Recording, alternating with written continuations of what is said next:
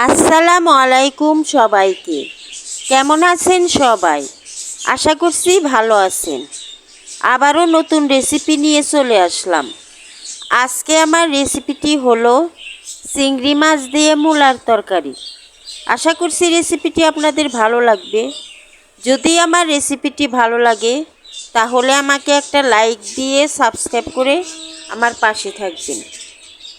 তাহলে আমি এখন শুরু করি। এখানে আমি মূলা নিয়েছি।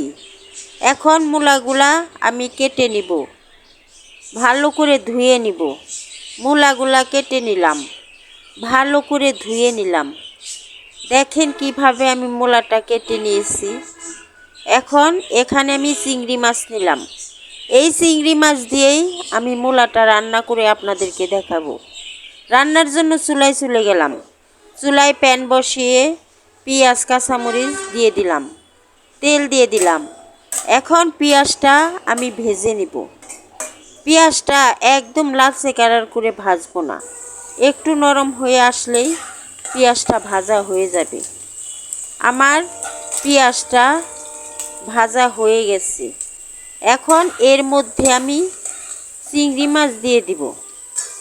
চিংড়ি মাছ দিয়ে দিলাম। এখন এর মধ্যে আমি লবণ দিয়ে দিলাম স্বাদ মতো। এখন নেড়ে চেড়ে চিংড়ি মাছটা আমি ভেজে নিব। চিংড়ি মাছটা একটু ভাজবেন, বেশি ভাজলে শক্ত হয়ে যাবে। পানি দিয়ে দিলাম।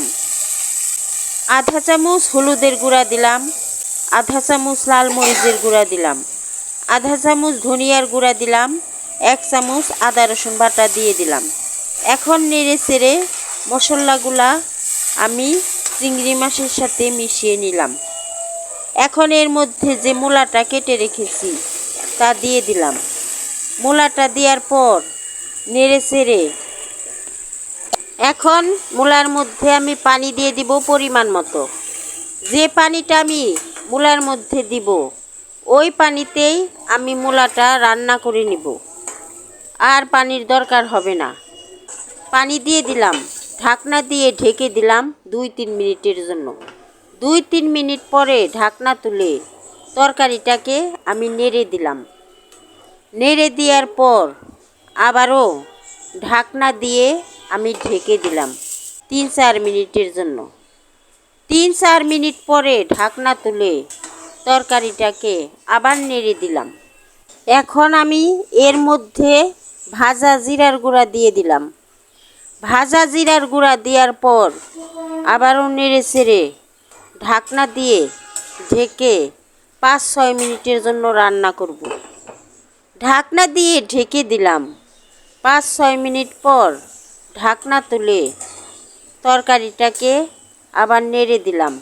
এখন ঝোলটা একদমই কমে গেছে, আর একটু কমাতে হবে, ওই কারণে আবারও ঢেকে দিলাম 2-3 মিনিটের জন্য। 2-3 মিনিট পরে ঢাকনা উঠিয়ে দেখি আমার তরকারিটা রান্না একদম শেষ। এখন চুলার থেকে আমি তরকারিটাকে নামিয়ে নিলাম। একবার এইভাবে চিংড়ি মাছ দিয়ে মূলার তরকারি রান্না করে খেয়ে দেখেন। যারা মূলা খেতে পছন্দ করেন না তারাও অবশ্যই খাবেন। যদি আমার রেসিপিটি ভালো লাগে তাহলে আমাকে একটা লাইক দিয়ে সাবস্ক্রাইব করে আমার পাশে থাকবেন। আল্লাহ হাফেজ।